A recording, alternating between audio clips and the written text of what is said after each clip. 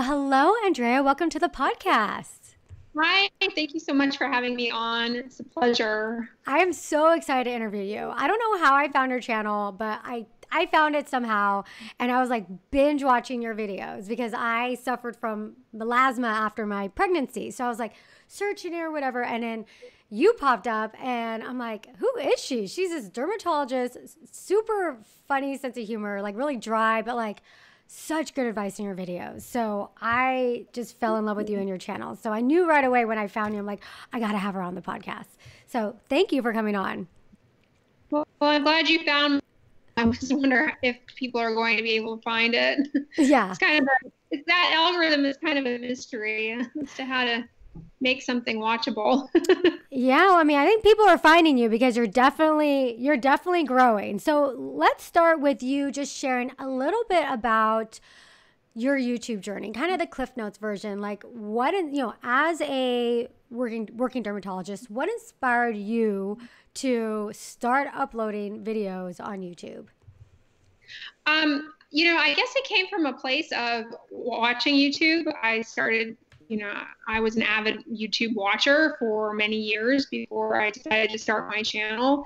And I just felt like there was a common thread of people interested in skincare information and, people struggling with skincare and trying different products. I mean, I saw it throughout people's videos, in the comments of their videos. People were really verbal about skincare and skincare ingredients. And I saw in myself the potential as someone who has a lot of background and education in skincare ingredients and different skin conditions. I felt like I could put myself in this space in a way that I could reach people that I can't really reach people on an everyday clinical, practical level in terms of just navigating skincare products, knowing how to get around marketing claims.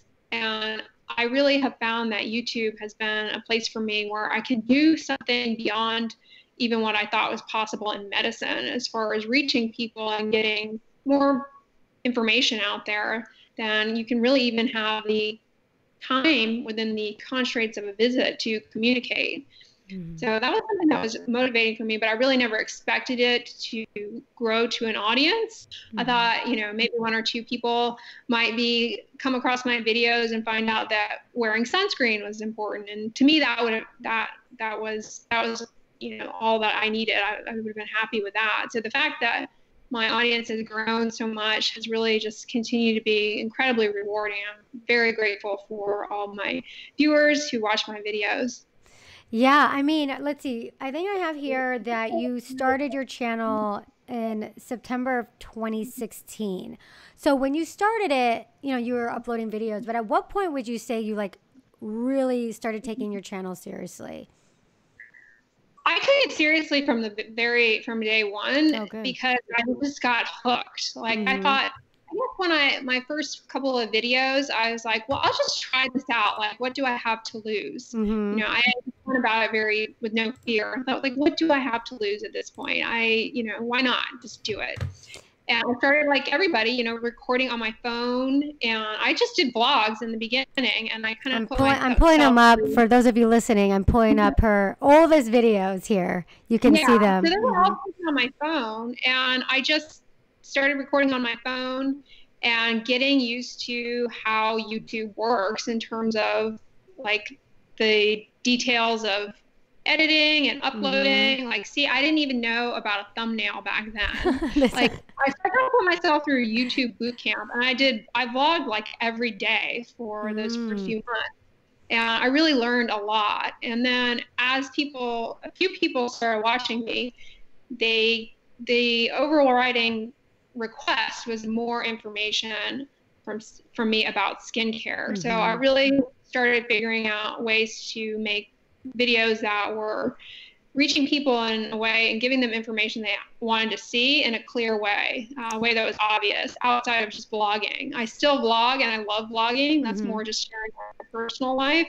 But after a learning curve, I figured out that people really would come to my channel for specific skincare information, and that was the best way to reach people. So I started doing that probably in January of 2017, 2018. Yeah, January 2018.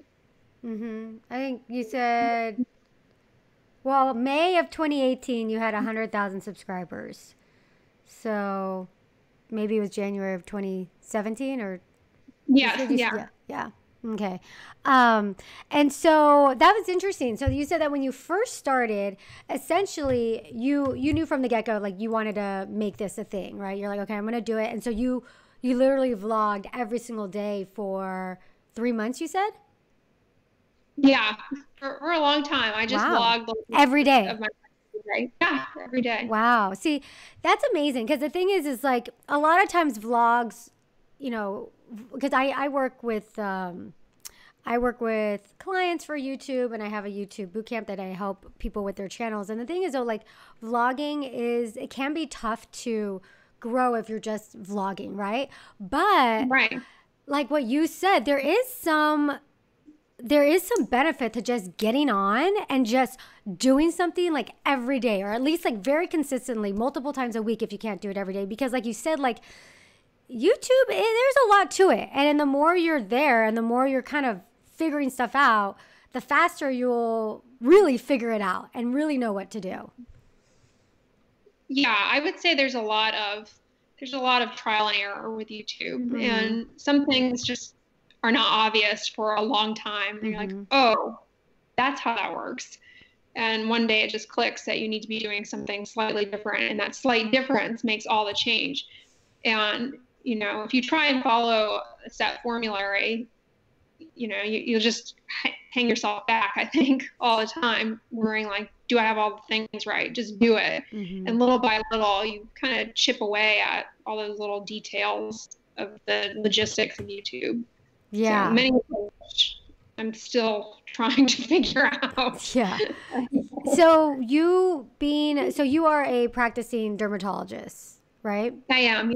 Okay, so you have a practice. So every day you're going into an office and you're being a doctor. You have your full-time doctor job, right?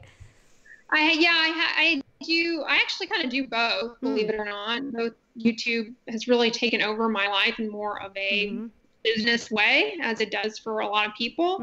And so I continue to be able to do both in kind of a balanced way, much different than when I started, as far as the energy that I dedicate to each. I definitely am in both aspects pretty much equally. So when you started, when was a point when with your channel that you were like, okay, you know, this is actually a thing. I should maybe dedicate, I want to say more time, because when you first started, you were uploading every single day, right? Even while you were still working. Right.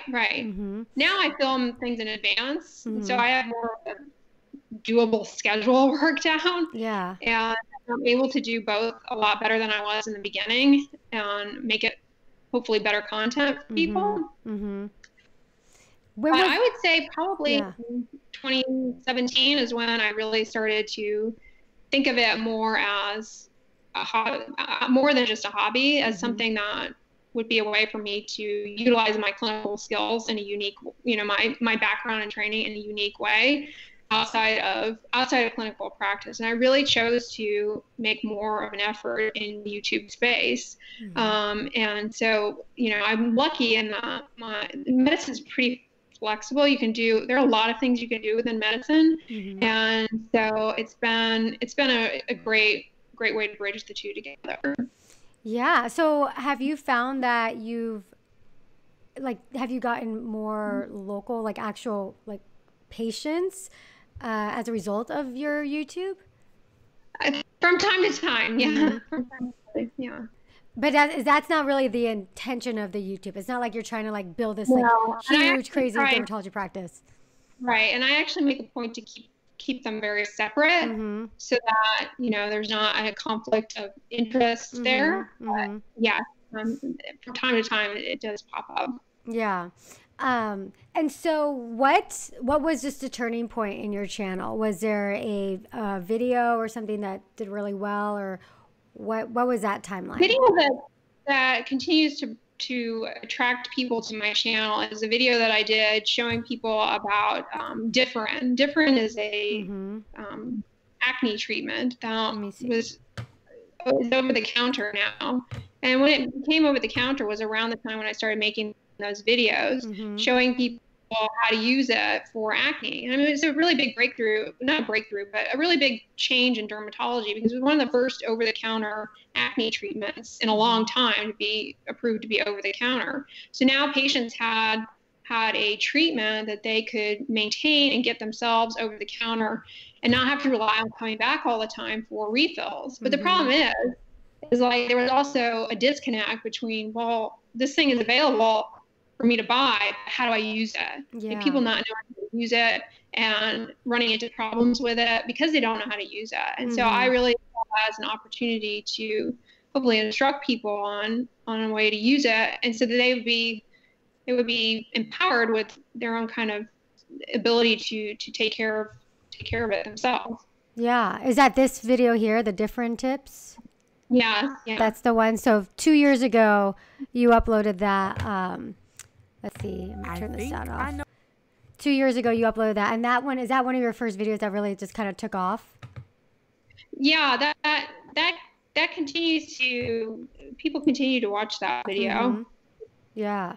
Yeah, that one was April, and for some reason it's not capturing the whole thing, but April 3rd, 2017.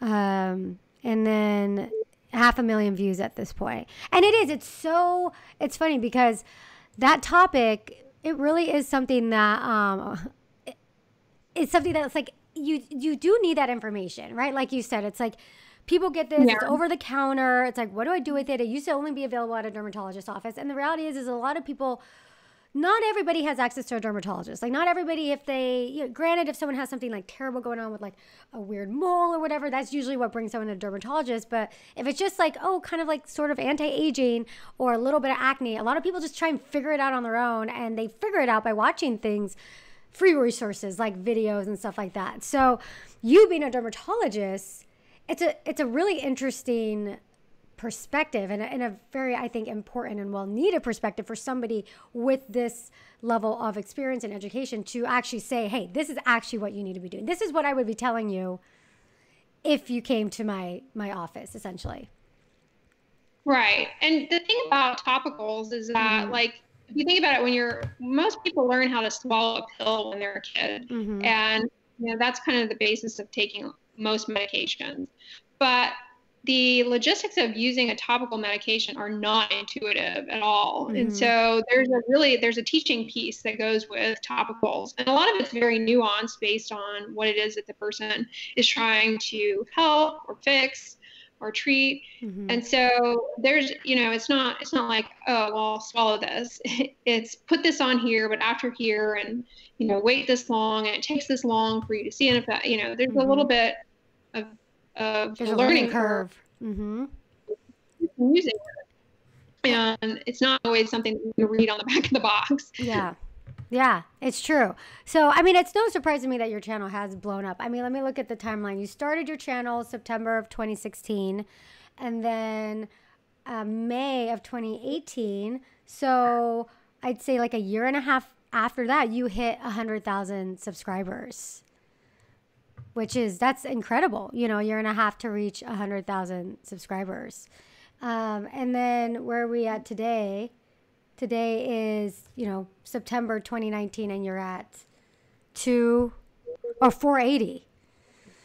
So, I mean, what you're doing is working. And so what would you attribute to the fact that you've grown so quickly? Like, yeah, you had that video, the different tips that has 500,000, but since then you have, let me see, multiple videos. You've got the Kylie Skin that has 500,000 views. And then you got a couple in the millions, tips for pores, dermatologist shops for skincare at the Dollar Tree. So what would you say, in such a short amount of time has contributed to that very fast growth?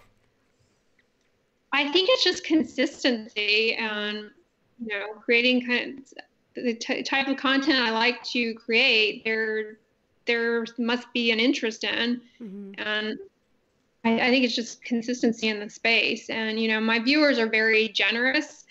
I'm very lucky. I have an amazing audience of people that watches me, are incredibly kind, and they're helpful to one another in the comments. and they share my videos with people. And that's kind of made things grow, because my viewers support me by sharing my videos with people that they know in their lives. The videos I make, my viewers will watch, even if a lot of my viewers will watch some of my videos that have nothing to do with them. They're like, I don't have this condition. This doesn't even pertain to me, but I'm watching it anyways. And now that I've watched the video, I realize I know somebody else who this video might help, and they share it with them. And that helps out my channel a lot. And I'm so appreciative of them. So I think some of it has just grown that way from the help of my audience and being consistent, showing up. Yeah. So when you say consistent, at this point, you were vlogging every day, but obviously you don't do that every day. Don't do that now. So at this point, how often are you uploading? I have a video daily. Oh, you do have a video daily? Yeah. Oh, Yeah. Oh, wow. I will batch film my videos and batch edit them well in advance. And then the vlogs that I do are done a week in advance. So my viewers kind of know that. They see my life a week after the fact, but they seem to know them. So yeah, that's just consistency. I mean, showing up will, keep finding you, I guess. Yeah. I mean, so are you uploading like six videos and then one vlog a week? So it's 7 videos a week? It's usually 3 vlogs a week, and the rest sit down videos, or some video of me out showing skincare in a store, or a skincare routine. Sometimes I talk about other health topics, getting a little bit more back. There's definitely an interest. I get a lot of questions about like dietary kind of things, supplements. And so sometimes I talk about the science behind that people are interested in, but mostly skincare. That's what most people seem to be interested in. Yeah. Yeah. I mean, a lot of your highest viewed videos they're skincare ones, and they're great. I mean, you go into a lot of detail, which I think people really appreciate. And so, do you have any help? Meaning, like, do you do all your own editing, or do you outsource anything? That's a lot, like 7 videos a week, plus you're working as a dermatologist. Do you have any help at all? I do the editing myself, and honestly, I mean, if you look at my videos, you get they're not the most sophisticated editing. It's pretty much just, I try my very best to be as succinct in the video as possible, so I don't really have to edit. Like sit down videos, maybe I just have to listen to it, and so make sure that I'm not saying anything confusing, and then I'll edit that out. But yeah, there's not a lot of editing technicality. They're not artistic videos or anything. Sometimes the lighting's terrible. It's definitely something that I'm trying to get better at to benefit my viewers and make it more pleasant for them. But I pretty much focus on, a lot of people actually just listen to me, and I thought about podcasting because I think that's just an equally effective way to get things across. I agree. Look at my sloppy editing. Yeah, I was actually thinking that when I was watching, because this is right here, the one I'm showing here, your Kylie Skin review that has 500,000 views. For those of you listening, if you're used to listening to the podcast, I am now on YouTube, so I can visually show what we're talking about. And so I'm showing one of Andrea's videos here where she's reviewing the Kylie Skin, her skin line. And I was actually thinking that, I was like, I wonder if she would because you can literally just plop this onto a podcast, you could have both. And for a lot of people, because when I was watching, I was kind of listening, I was doing other stuff, because there's not really any visuals, not for this video. And they're rather long. They're 26 minutes long. So it could be a podcast. Yeah, I have talked too much. So edited. That's edited down to 26 minutes? No, that's just me rambling too much. I probably could have been more succinct, but see, I don't edit that much, so then the video ends up being long sometimes. But here's the thing, though: if it's not broke, don't fix it. Obviously, you're doing good. I mean, you're at almost 500,000 subscribers in only a few years. So, my theory on this is that you being a dermatologist and you're being someone with so much just knowledge and authority in what you're talking about, I think there's more leeway not to have to do super amazing visuals, just because people are so interested in what you have to say. Like they will sit down and just kind of like excuse like maybe not the best editing or not a whole bunch of little B-roll and things, because they just really want to hear what you have to say, because you're a dermatologist. Like a dermatologist reviewing Kylie's skincare routine or skincare kit or whatever it was. A lot of people are interested in that because it's like, it's no more, it's someone who actually has the knowledge and to back up what they're saying. Yeah, like I said, I'm very grateful to my audience. I think they're very, they remain very interested, and it's encouraging that people are that interested in the health of their skin and just being more knowledgeable about skincare ingredients. It's really exciting, and so I feel very lucky to be in this space and to have the audience that I do have. I'm very grateful. So when you're thinking of looking at video topics, are you paying attention at all to, say, like the algorithm or SEO or keywords? Is that a factor at all in deciding what videos you're going to be doing and uploading? Not really. I go based on what people ask me for. I spend most of my time outside of the technicalities of filming and editing the video. Whatever time I have remaining, I spend responding to comments. So I don't spend any time in the space looking at any kind of analytic thing whatsoever. That probably would help, but I just make videos that people ask me to make, or that I want to make, or that I think my audience would benefit from. I don't really worry about what videos I think people are searching for. And I think one of the reasons why that Kylie video you point out is so popular is, for whatever reason, people were asking me a lot for that a few weeks before it came out, and I published it the same day as somebody else, I think, on YouTube, who published another one who's like a lot more popular than I am. So I think I fell into the algorithm where when people were searching for that person, then like they saw my head pop up next, and somehow I got it to a lot of views. But that was just kind of a coincidence. Yeah.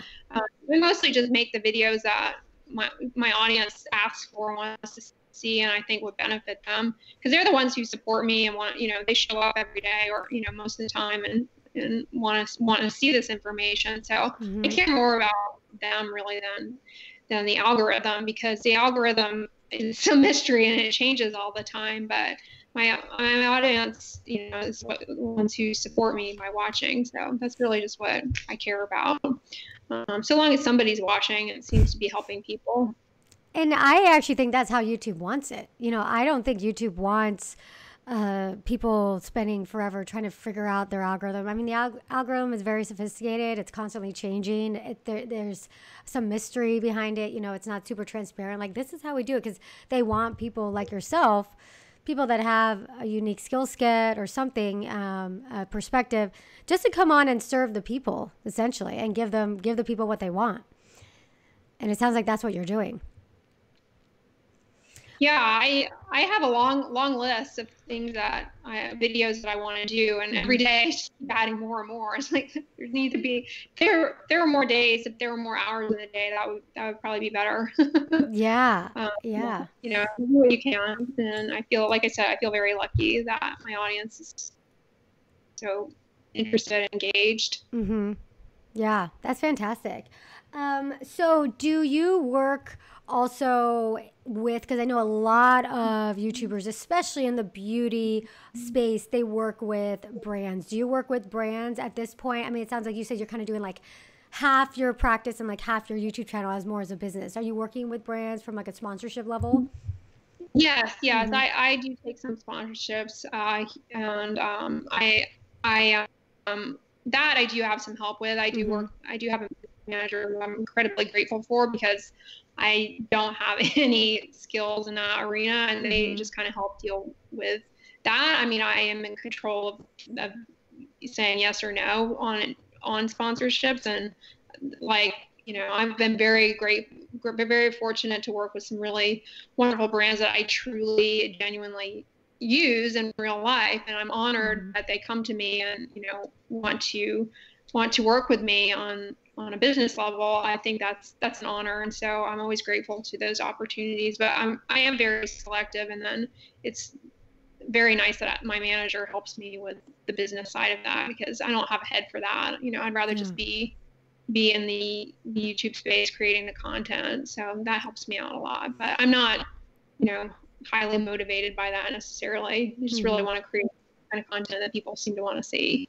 Yeah, because I've watched your videos and you are very selective in, the products that you like and use. I think that's what's great about you and your videos is like, you're like, no, this product, like this one sucks, this one sucks, is it this, and this one is great or whatever. So have you ever, some of the brands that say you're like, oh God, I love this one brand, or I love this sunblock. Have you or your manager ever reached out to them, or is it really just kind of people that have reached out to you and found you? It's pretty much people just reaching out to me. It's not something that I ever really think about. Like, it would be, there are a lot of brands that I think to myself, like, I've given them a lot of free advertising. I really love them. Yeah. Like, if they reached out to me, it would be a no-brainer. And sometimes they do, and then it ends up working out. Yeah. But it's not something that I spend a lot of time thinking about, like, from a business perspective, per se. Yeah. Has there ever been, you being a dermatologist and, being very selective in the products that you use and have you ever gotten any, say, pushback from your audience from it at all? Or has there ever been any conflict with that? I think sometimes they wonder if I'm more selective about certain brands that are always kind of the dermatologist recommended ones, some of the store brands. And that is what I am, biased towards, I'll admit, because that's what I use and that's what I truly recommend. And whether or not that's a byproduct of my training, probably, that's my bias as a dermatologist.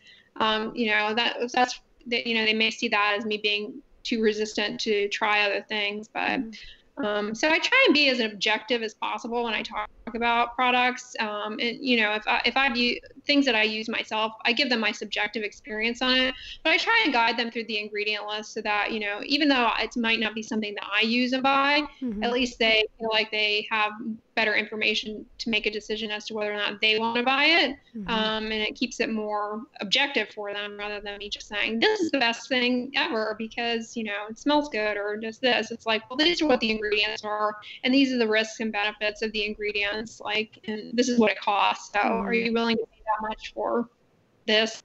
Yeah. And so, it kind of helps. Yeah. And I think a lot of people are sick of influencers pushing certain products, or people that they want what's real and they want what really works. And I think your channel with your authority, your education, I think it's just kind of it all works out really good timing, because I think people are hungry for this kind of knowledge, just knowledge, truly, tell me if it really works, and more educated based opinions and reviews of products, as opposed to, like you said, oh, well, this is I know my skin looked nice for a few days, or it smells really good, so yeah, this is my favorite for this month. You actually back it up with well, this ingredient, that ingredient. So I think people are hungry for that. Yeah, and it's encouraging to know that people seem to be so interested in more of the science behind things, and want to learn more. I think that's great, and it's really encouraging to see that from people. So, what is your what do you see as your this world moves so quickly, right? I mean, a year and a half or so later, you're at almost 500,000 subscribers. Where do you see the future with you, your practice, your channel, a couple years from now? Do you have any plans or ideas as you continue to grow in the space? I would like to build more outside of YouTube as far as things that I could offer to my audience and that would be helpful to patients, tools, maybe things that they could, guides or apps, things like that. I've always thought about that and building off of that. I have the audience that is obviously interested and engaged in that. That's something that I've really thought about potentially developing down the road, or some kind of, guides for specific skin concerns and things like that people want. And I really have within YouTube, I have a base for people who are interested in that. So yeah, it's definitely something that I see growing bigger outside of YouTube and videos, as different ways to bring the information to people and in a, way that's more helpful to them.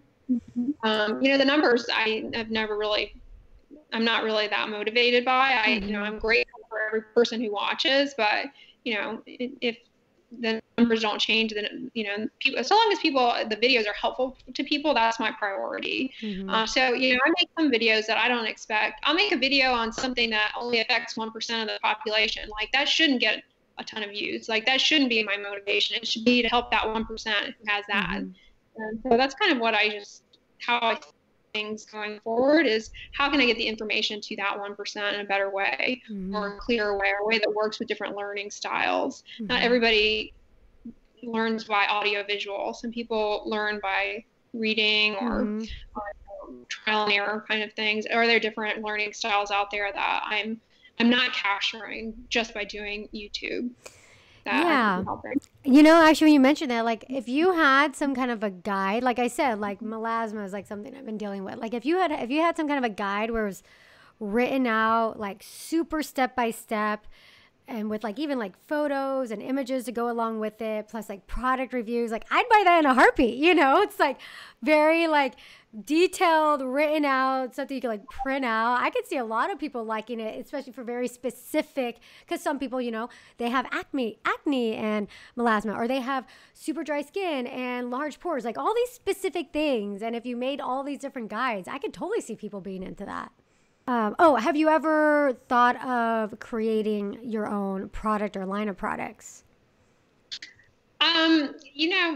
No? And I guess because there's a little bit of, maybe even from doing YouTube, I have a little bit of, I wouldn't say cynicism again, like that I just don't see myself in that space, because it is so competitive in a way that is capturing kind of consumer desires at the time. And then you have to you have a lot of pressure to put out a new product, and I don't see myself as being somebody who thrives in it with that kind of a pressure to invent something that I don't genuinely think is going to be necessarily useful to people. I'm just, trying to keep myself relevant.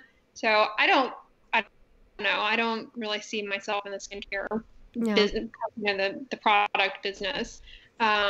It's so saturated, and there's so many products out there. I actually wish it would be narrow, more narrow, to not overwhelm people as much. But so no, it's not really something that I'm super interested in doing. I'd rather build, something that's more teaches somebody how to take more ownership of their skin than rather than just products.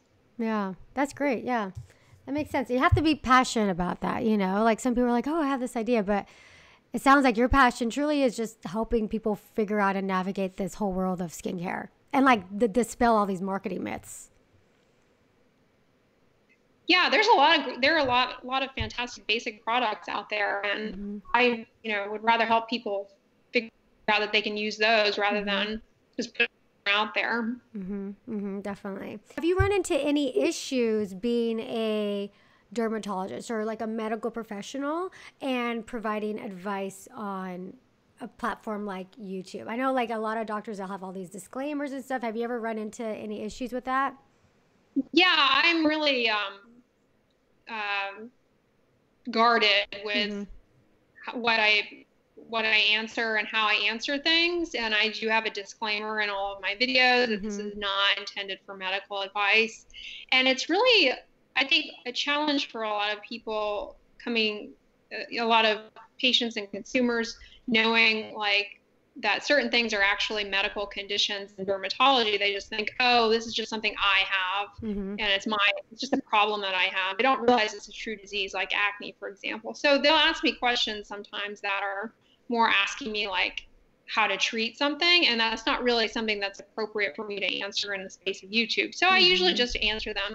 That's really only something your treating doctor can answer, and they're very understanding of that. And then they kind of realize, like, oh, okay, this isn't necessarily a YouTube answerable thing. So I try and make it clear that my information is just general information, what you can read about you know, if you have access to the information, it's just me giving it, not any kind of treatment advice or anything that would ever replace what your doctor prescribes or be a substitute for that, or should you go to that instead. So I try and make that really clear, and I've never had any problems, you know, with people. I'm pretty guarded with what I say, and just make sure I don't, you know, try and mislead people into thinking that something's a treatment when it's not or appropriate. And I always emphasize, see your healthcare provider, and it seems to be fine so far, you know, as long as you have the disclaimer. Yeah, no, you definitely have to set up your boundaries, you know, because you don't want to get in trouble and answer too much, or like you said, this is really only information. It's not like an individual diagnosis or something. You can't do that. Yeah. Yeah. All right, so we're nearing the second half of the interview, or the last part of the interview, and I call this the Power Hour segment. And this is questions that I ask every single person that comes on the show. And so for you, just kind of whatever first comes to your mind, just kind of blurt it out. So what would you say are the defining moments of your YouTube career so far? Defining moments, I would say it has to be the first video I ever uploaded, because I got hooked after that, and I knew that I had to keep making more videos. And so that was definitely a defining moment for me. And then I think thereafter, the videos that I made on Different were probably the second defining moment, because those were the ones where I realized that people were actively searching for information that I took for granted that I knew, and would, you know, could just say to patients that so many people needed to access and weren't able to find it. So I think that really shaped how I thought about that. That was a moment that really made a difference for my YouTube channel, because it really made me begin to realize how I could reach people in a meaningful way that was really potentially very powerful. So I'd say that was the second defining moment. Did you say three? No, just if you have a couple. Those are probably the two. Video number one, and then from there on, that was really when there was a change in my brain as to how I was going to approach doing YouTube and the type of content I was going to create. And was that at that point was when you is that when you stopped really vlogging so much and focusing more on the skincare tips types of videos? Yeah, that's when I realized that making videos that were dedicated exclusively to skincare and had nothing to do with the words vlog or anything like that to dilute out the searchable aspects of that topic. You know, that was a real learning curve for me, because I thought, like, oh, if I just upload and I talk about skincare in my video, people will start to like it.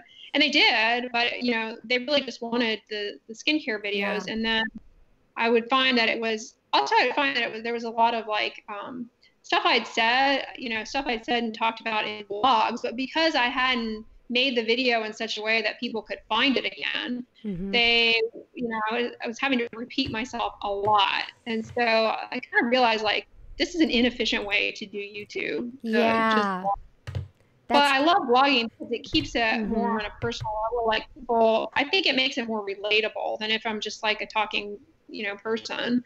I think people see that, you know, it's more relatable. People enjoy it.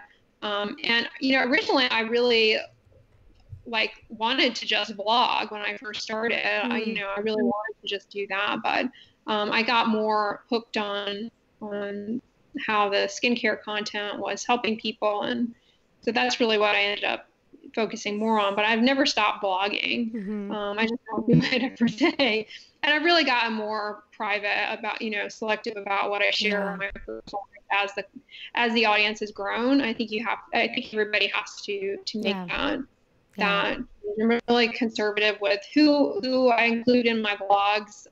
You know, I don't want anybody to be hurt by the nature of things. So I try and keep it pretty, you know, restricted. Yeah, I think that was a good point too that you made about like it being, you know, the vlogging thing. It's kind of like people, if they heard something or they saw something, And they're like, what video was that in? Was that in her pumpkin pancakes video or her marathon video? And it's like, yeah, it's an inefficient way for people to like really ultimately get the information that they really want from you. And then you can't really do things like create playlists based on certain topics. Like you are really limited when you're kind of just burying this information in other content that, yeah, people might be interested in the vlogs, but it sounds like what you really found and understood was that, well, people were really interested in your skincare stuff. So that's when that you made that switch. Okay, next question is, what is the hardest part for you about being a YouTube influencer?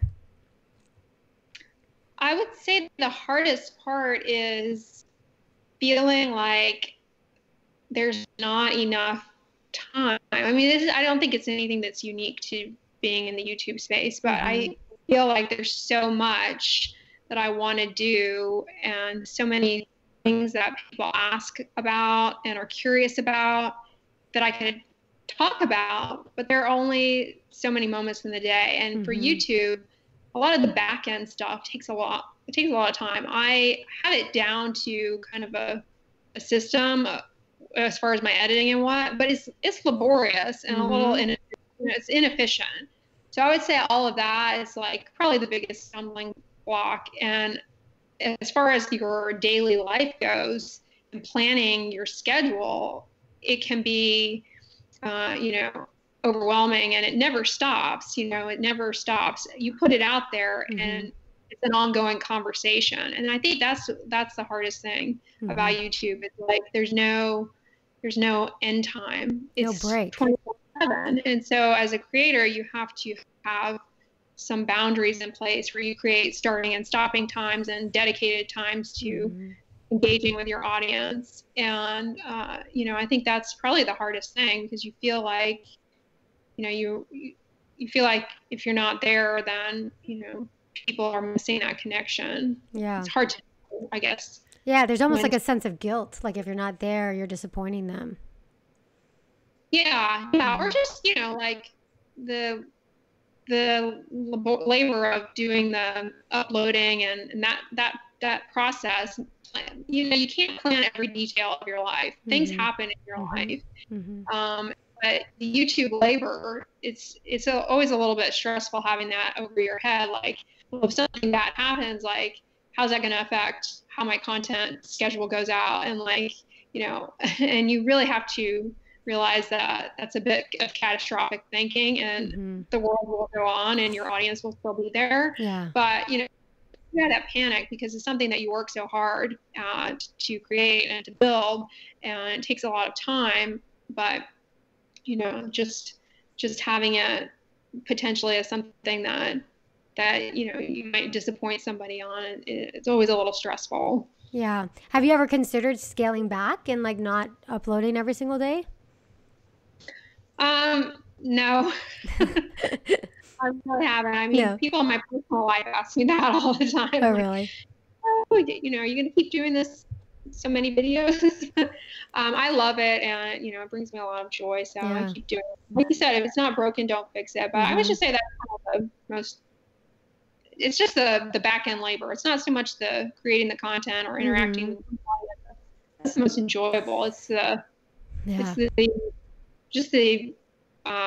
clerical stuff that you have to do. The editing, the uploading, creating the thumbnails. I mean, even though you said like, oh, your editing is minimal, there still is, you still have to do it. Like there's still an element of having to do it. So it takes time. All of it takes time. And if that's, it's like, I hear what you're saying. I don't like tech stuff either. For me, that's like, oh, it drains me. I like creating the content. I like doing what I'm doing now. I like interviewing people. I like talking to people, but all that tech stuff, it's like, ugh. Yeah. Wears me down too. So, okay. So if you were to get started today, what would you have done differently? I think when I first started, I would have just maybe started with only skincare videos on topics that I are most commonly searched for, rather than maybe vlogs in my life. I've done vlogs a little bit less often, but still uploaded the same consistency, same quantity. but really focused more on just skincare in that way. And I think I would have, I think I was afraid to do what some of the other YouTubers I saw doing, like sit down videos. I think I was afraid because I didn't have the right equipment. I was, that fear held me back from creating videos earlier on that maybe would have reached more people. I thought like I'd have more leeway vlogging than doing that. So I probably would have done more dedicated skincare videos in the beginning. And it is interesting how you said like that fear held you back, but the reality is it's like when you started, maybe when you got over that fear and you actually said, well, you know, I'm just going to create those sit down videos. You got that Kylie one where you literally just sat down for 20 something minutes and it got 500,000 views. You know, once you got over that fear, you're like, I'm fine. Why did I think that? Yeah. Yeah. What are you most proud of when it comes to your YouTube channel? I would say I'm most proud of the connection that I have with my audience. I feel like it's such a strong community of people who help each other out, and I feel like a sense of pride and ownership of that community and that camaraderie there in that space of people who come and want to learn and are really positive and interacting. And I feel like, you know, it brings me a lot of happiness to see that, you know, on some level, while it's those people who drive that and come back, you know, I am responsible for the space. And so seeing that really gives me a sense of accomplishment that people are continuing to show up and be so positive. You know, in the reality, in real life, you know, you can be doing something that's really helpful to people, but you never really feel that same level on that magnitude that you do as you can in YouTube, on the YouTube space or in social media. It's overwhelming. It can be daunting and intimidating, but it's also incredibly rewarding to have that interaction and to feel as though you're helping so many people. And it's very affirming on a daily basis. Or, you know, I mentioned it was overwhelming that it's a 24/7 thing, but at the same time, it's 24/7, like feeling like you're actually doing something that's worth it to be worthwhile. And I think that's a great space to be in, because it really helps buffer against burnout to have that constant, you know, support from so many people. That's the thing. Yeah, I mean, you obviously have a lot of passion for this, and there's like a deeper meaning and like a deeper purpose that's fueling you. And like you said, I think that's really good what you said. And you said it's a buffer against burnout, because a lot of people will look at what you're doing and be like, oh my God, you're working as a dermatologist, you're uploading a video every single day, you're doing all this. But when you're like truly, like if what you're doing is truly igniting a passion within you, and like you said, you feel like you're making this big impact, it's kind of like you're like, well, you know, I love it. And so as long as I can do this, I'm going to do it. And it sounds like that's kind of where you're at right now. Yeah. I'm happy and grateful for it. And, you know, it's a great thing. I don't have any complaints. I'm incredibly grateful to YouTube and to my audience. That's amazing. If you could change one thing about YouTube, what would it be?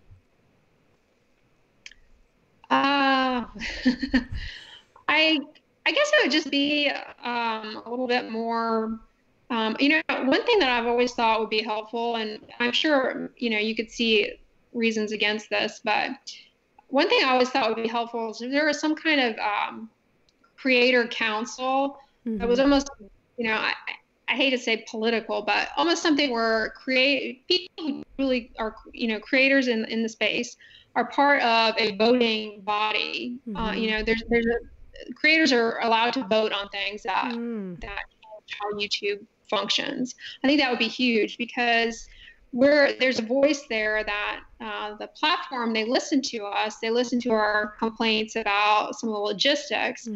But I think being able to put data to those complaints, I think it would be more powerful for creators. And for example, if we had creators vote in on some of the controversial things that come up in YouTube and create issues like about child safety, and you know, some of the family channels have encountered that with their with their content. I think if we had a unified voice as creators, with issues that were brought to a vote, I think that would make the creator aspect more unified, and less, as it is now, if I have an issue in YouTube, I'm kind of an island, right? Like if there's something, my videos are getting, marked or something, I have really not, it's kind of like you end up treading water. You don't have anybody to go to or anybody to be your voice. And I think that would really strengthen the platform overall. And I think it would help YouTube's bottom line to have that, because they could make more strategic changes in the platform and the algorithm that would keep creators happy, and keeping creators happy is an important part of their business. So I think that piece would really maybe help things. Like any business, you want to keep I hate to say we're not like employees of YouTube, but we want to keep the people that are working for you happy. Otherwise, you're not going to be as successful. They're going to burn out. And I think having that would really be a way to communicate to YouTube more efficiently and with more, people like to see numbers. And I think that would be a powerful way to do that. Yeah, definitely. What has been the biggest mistake you've made on your YouTube channel? I guess the biggest mistake that I've made, or mistakes that I've made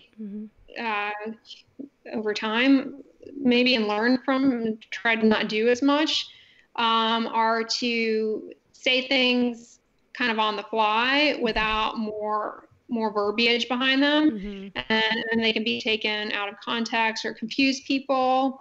And so, well, you said this one thing in this one video, and then you said this other thing in another video.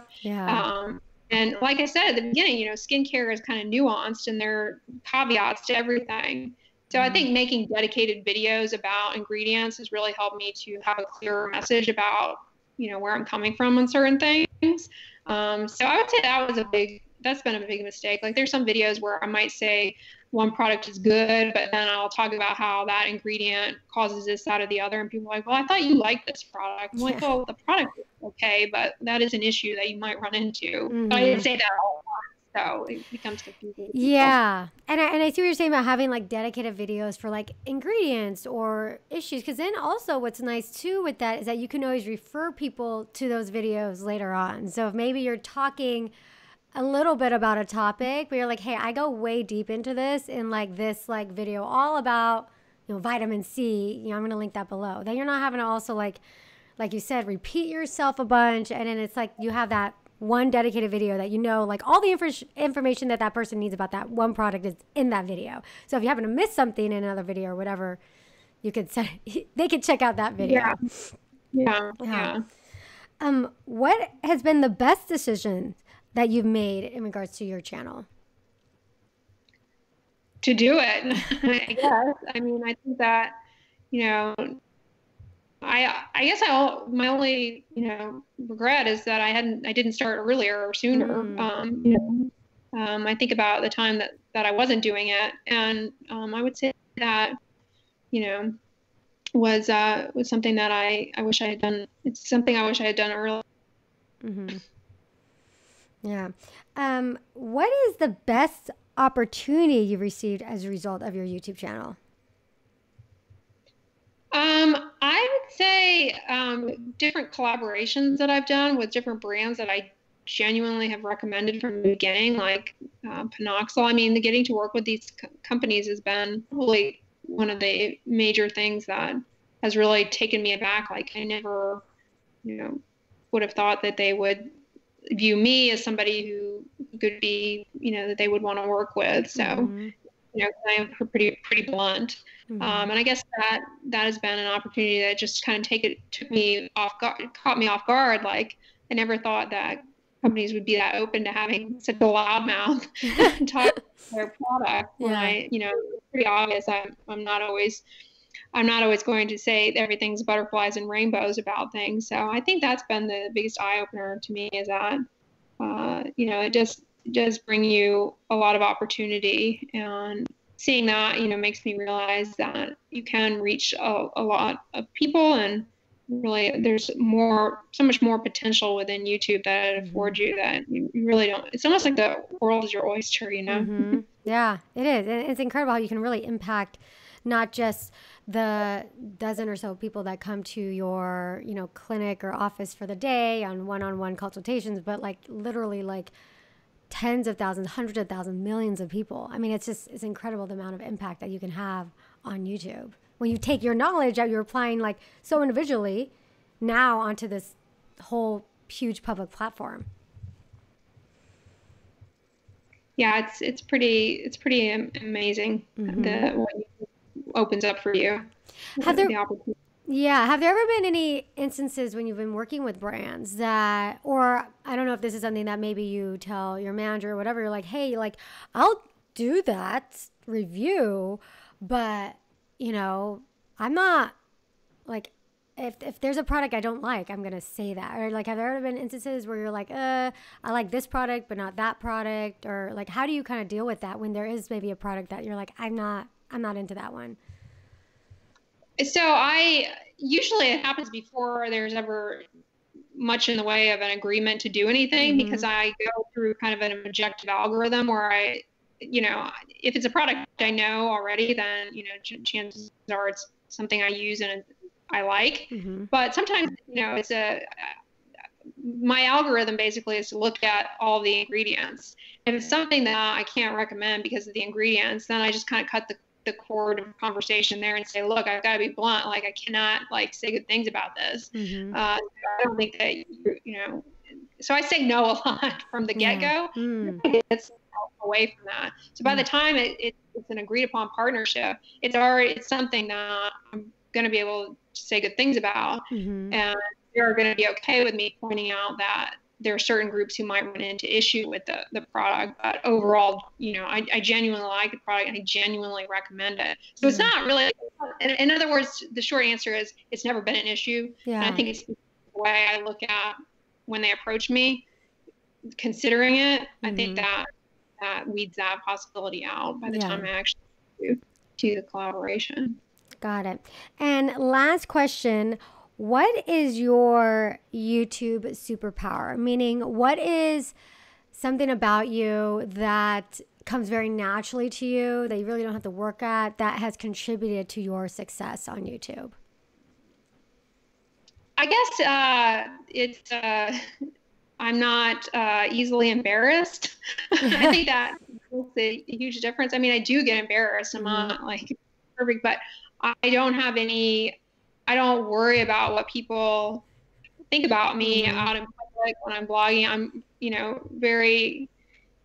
I don't think about that. I'm not self-conscious. And I think that's really helped me because, I can see if you're a little self-conscious about holding a camera in front of your face, which would be understandable. I think it could hold you back from filming things that people want to see or showing things that people want to see if you worry that people are judging you all around you. And so I think I have an ability that doesn't bother me. And I think that really helps my content out a lot, that I'm able to do things out and about and not worry like that the person next to me is giving me a weird look. Yeah. It doesn't bother me, but yeah. Yeah, you do a lot of those videos where you're like out there shopping at Walmart or, Target or something. And I'm sure you get a lot of crazy looks. Yeah, I think most people on YouTube are used to that and have some degree of comfort with that. And I think it starts to become more natural the longer you've been doing it. But I feel like the moment I had the camera in my hands, I've never cared about anything else around me. And I guess maybe that happens to my detriment, like something bad could be going on and I would have no clue. Because I really feel like I'm there with a person in that camera, weird as that sounds. I really feel like I'm shopping with my friend when I'm filming a video, and I just tune out like any kind of worry that what other people think about me. Like, you wouldn't worry if you were out talking with your friend in a store that people were judging you for talking with your friend necessarily. That's kind of how I feel with the camera, and it really makes for, I think, more of a natural interaction. Yeah, that's great. That's great. Okay, well, that's all the questions I have for you. So thank you so much for coming on to the show. It's been so interesting to hear your experiences. Yeah. So why don't you share with everybody people who don't know who you are or where they can find you if they want to go and subscribe and check out your channel. Yeah, so my YouTube channel is A Day with Dr. Dray, and so I'm there. And then you can also find me on Instagram at Dr. Dray's Day. I do a lot of just little short skincare review posts on my feed, and try and share as much as possible in the stories. And you can also find me on Facebook. I have a Facebook page. It's at DrDrayzDay, Dr. Dray's Day, on both of those. So yeah, that's where I'm at. Perfect. And then I'll have all those links and everything in the description if you're here on YouTube, and then also on in the show notes as well. And if you guys are on the podcast, make sure you come here on YouTube so you can see Dr. Dray's wonderful face and us talking. And yeah, thank you so much. This was a lot of fun. Yeah, thank you so much. Bye.